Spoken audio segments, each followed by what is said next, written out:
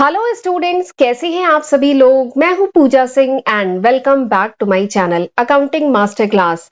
And इस समय हम डिस्कस कर रहे हैं यूजीसी नेट का कॉमर्स का जो 2020 का क्वेश्चन पेपर है, वो इस समय हम लोग डिस्कस कर रहे हैं उसका सॉल्यूशन।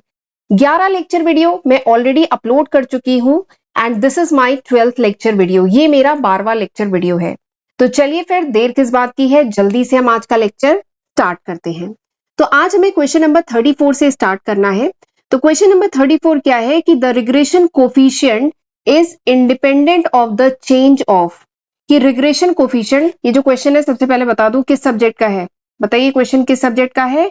स्टैटिस्टिक का एक क्वेश्चन है, ठीक है। तो क्वेश्चन क्या कह रहा है, क्वेश्चन कह रहा है कि रिग्रेशन कोफिशिएंट जो है this is independent of the change of. ये किससे इंडिपेंडेंट है? Scale only, origin only, both scale and origin and neither scale non origin. ठीक है। तो आपको बताना है कि ये जो रिग्रेशन कोफिशिएंट है this is independent of the change of. किससे इंडिपेंडेंट है? तो ये चार ऑप्शन आपको दिए गए हैं, ठीक है।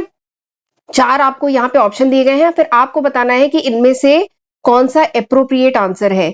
A only, B only, C only कि डी ओनली। ठीक है। तो ये चार ऑप्शन आपको दिए गए हैं। तो ये क्वेश्चन जो है ना, ये क्वेश्चन आप तब कर पाएंगे when you have idea about the regression coefficient property. अगर आपको रिग्रेशन कोफिशिएंट क्या होता है इसके बारे में आइडिया है एंड आपने इसकी अगर प्रॉपर्टीज पढ़ी है ना, तो ये क्वेश्चन आप आसानी से कर लेंगे, ठीक है।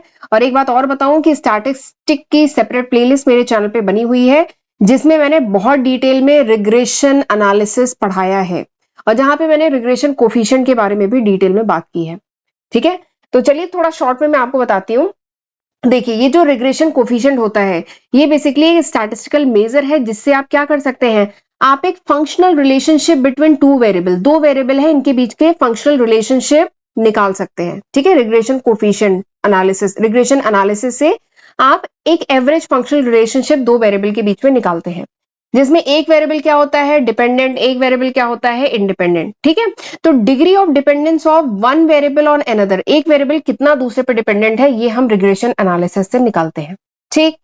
अब इसकी प्रॉपर्टीज भी मैंने आपको बताई थी, बहुत सारी इसकी प्रॉपर्टीज हैं, तीन इंपॉर्टेंट जैसे प्रॉपर्टी है।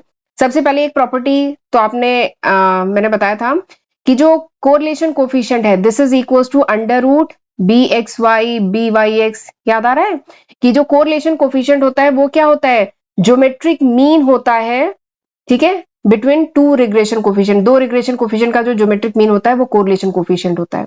एक तो ये प्रॉपर्टी है। एक और प्रॉपर्टी मैंने बताई थी कि regression coefficient is independent of, एक second, this is independent of change of origin. This is independent of change of origin, यानी चेंज ऑफ ओरिजिन से ये इंडिपेंडेंट होता है रिग्रेशन कोफिशिएंट, ठीक है। इसका क्या मतलब है, इसका ये मतलब है कि एक्स एंड वाई ये जो दो वेरिएबल है इनकी वैल्यू में कुछ अगर कांस्टेंट प्लस किया जाए या माइनस किया जाए तो जो रिग्रेशन कोफिशिएंट की वैल्यू है दैट विल रिमेन सेम, वो सेम रहेगी। तो वही है regression coefficient is independent of change of origin, ठीक। तीसरी इसकी क्या प्रॉपर्टी है, तीसरी प्रॉपर्टी है कि regression coefficient is not independent, ठीक है। ये तीन इंपॉर्टेंट प्रॉपर्टी है इसलिए मैं बता दे रही हूं। Regression coefficient is not independent of change of scale, of change of scale, of change of scale. मतलब अगर आप स्केल चेंज करते हैं, स्केल चेंज करना मतलब क्या है, एक्स और वाई जो दो वेरिएबल है इनमें अगर कोई भी कांस्टेंट मल्टीप्लाई या डिवाइड करते हैं ना तो रिग्रेशन कोफिशिएंट की वैल्यू चेंज हो जाएगी, ठीक है। तो ये इसकी तीन इंपॉर्टेंट प्रॉपर्टी है। तो अब मेरे ख्याल से आप समझ गए यहाँ पे कौन सा आंसर है। Regression coefficient is independent of the change of origin. ये इंडिपेंडेंट किससे है, चेंज ऑफ ओरिजिन। इसका मतलब क्या है कि एक्स एंड वाई जो दो वेरिएबल है इनमें आप कुछ भी ऐड करेंगे सब्सट्रैक्ट करेंगे, रिग्रेशन कोफिशिएंट की वैल्यू में कोई अंतर नहीं आएगा। तो this is independent of the change of origin and this is one of the very important property of regression coefficient. Regression coefficient की एक बहुत इंपॉर्टेंट प्रॉपर्टी है। चलिए आगे बढ़ते हैं। अच्छा, आगे बढ़ने से पहले मैं थोड़ा सा बताना चाहती हूँ अपने चैनल अकाउंटिंग मास्टर क्लास के बारे में। ये मेरा पहला चैनल है, अकाउंटिंग मास्टर क्लास के नाम से है। एक्चुअली काफी स्टूडेंट को कंफ्यूजन होता है कि मैं कौन कौन से सब्जेक्ट अपने चैनल पे पढ़ा चुकी हूँ, इसीलिए मुझे ये मेंशन करना पड़ा है कि this is the list of subject जो मैं आज की तारीख यानी अगस्त 2023 तक अपने first channel accounting master class पे कवर कर चुकी हूँ। वैसे अगर ये वीडियो आप कुछ महीने बाद, कुछ साल बाद देख रहे हैं, तो इसमें मैं काफी न्यू सब्जेक्ट ऐड कर चुकी होंगी। ये अभी तक है अगस्त 2023 तक। 750 से भी ज्यादा वीडियो लेक्चर अपने चैनल पे अपलोड कर चुकी हूँ, तो जरूर इसका फायदा उठाइएगा, इसकी हेल्प से पढ़िएगा और लेक्चर को प्लीज लाइक कर दीजिए मेरे कहने से, क्योंकि एक एक वीडियो बनाने में बहुत मेहनत लगती है, बहुत मेहनत लगती है, बहुत एफर्ट लगता है। तो प्लीज मुझे कमेंट करके भी मोटिवेट करते रहा करिए, फीडबैक देते रहा करिए, आपको ये लेक्चर समझ में आ रहा है कि नहीं आ रहा है बताते रहा करिए। एंड अभी तक चैनल, मेरा फर्स्ट चैनल और मेरा सेकंड चैनल नहीं सब्सक्राइब किया है, तो जल्दी से मेरे दोनों चैनल को सब्सक्राइब कर लीजिएगा, ठीक है। एंड इंस्टाग्राम पे भी मुझे जरूर फॉलो कर लीजिए, क्योंकि वहां पे भी मेरे चैनल से रिलेटेड अपडेट मैं डालती रहती हूँ। एंड अगर आपको मेरे चैनल पे जो अपलोडेड वीडियोस हैं उनके नोट्स चाहिए, then you can download my application from Google Play Store. आप गूगल प्ले स्टोर से मेरी एप्लीकेशन डाउनलोड कर सकते हैं, ठीक है। चलिए आगे बढ़ते हैं क्वेश्चन नंबर 35। तो क्वेश्चन नंबर 35 क्या कह रहा है कि given below are two statement, one is labelled as assertion and other is reason. Assertion reasoning वाला क्वेश्चन है। तो असर्शन आपको क्या दिया गया है कि according to Herzberg, preventing or reducing dissatisfaction at work is not same as providing satisfaction। ये बात समझ में आई। असर्शन कह रहा है कि जो हर्ट्जबर्ग के अकॉर्डिंग, हर्ट्जबर्ग ने याद है टू फैक्टर थ्योरी दी थी, हर्ट्जबर्ग की टू फैक्टर थ्योरी थी, और इस पे मैं एक सेपरेट वीडियो बना चुकी हूँ, हर्ट्जबर्ग की टू फैक्टर थ्योरी, ठीक है, हर्ट्जबर्ग की। तो ये जो हर्ट्जबर्ग है, इन्होंने कहा था कि प्रिवेंटिंग या रिड्यूसिंग डिससैटिस्फैक्शन, ठीक है, डिससैटिस्फैक्शन को रिड्यूस करेंगे at work is not same as satisfaction को जो प्रोवाइड करते हैं, ये दोनों अलग अलग चीजें हैं, ये सेम नहीं है, ठीक है। असर्शन ये है। रीजन इसका क्या दिया, रीजन दिया कि under the two factor theory job satisfaction and dissatisfaction are two different aspect of work motivation. Job satisfaction और डिससैटिस्फैक्शन दो डिफरेंट एस्पेक्ट हैं वर्क मोटिवेशन के, ठीक है। तो ये है आपका असर्शन एंड ये है रीजन, और चार ऑप्शन आपको दिए गए हैं। पहला क्या है कि दोनों ट्रू हैं और R is the correct explanation of A. अगला क्या है, दोनों ट्रू हैं लेकिन आर करेक्ट एक्सप्लेनेशन नहीं है ए का। सी क्या है, A is true R is false. Next क्या है, A is false R is true. तो ये चार ऑप्शन आपको दिए गए हैं, ठीक है। तो ये क्वेश्चन आप बहुत आसानी से कर लेंगे अगर आपने मेरा वो जो वीडियो है ना हर्ट्जबर्ग टू फैक्टर थ्योरी पे अगर वीडियो देखा हुआ है, तो बहुत आसानी से कर लेंगे। या अगर आपने हर्ट्जबर्ग की जो टू फैक्टर थ्योरी है वो पढ़ी हुई है, तो भी बहुत आसानी से कर लेंगे। चलिए मैं थोड़ा सा आपको बता देती हूँ हर्ट्जबर्ग की जो टू फैक्टर थ्योरी थी। तो हर्ट्जबर्ग ने दी थी टू फैक्टर थ्योरी, ठीक है। उसमें उन्होंने कहा था कि there are some job factor, कुछ ऐसे जॉब फैक्टर्स होते हैं, मेरी राइटिंग बहुत अच्छी नहीं बन रही, कोशिश करती हूँ। कुछ जॉब फैक्टर होते हैं दैट रिजल्ट इन सेटिस्फैक्शन, कुछ जॉब फैक्टर ऐसे होते हैं जो सेटिस्फैक्शन, जॉब सेटिस्फैक्शन को बढ़ाते हैं, ठीक है, और मोटिवेशन देते हैं।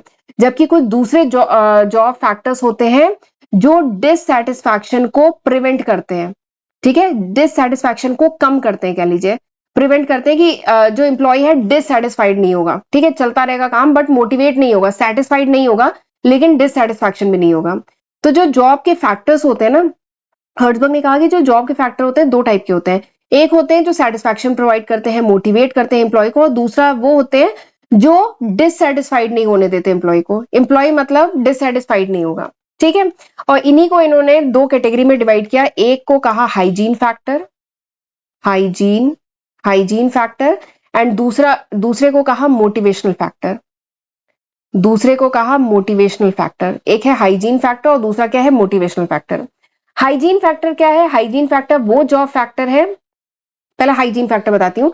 तो हाइजीन फैक्टर वो जॉब फैक्टर है, ठीक है, जॉब के वो फैक्टर्स हैं जिनसे एम्प्लॉय डिससेटिस्फाइड नहीं होगा, ठीक है।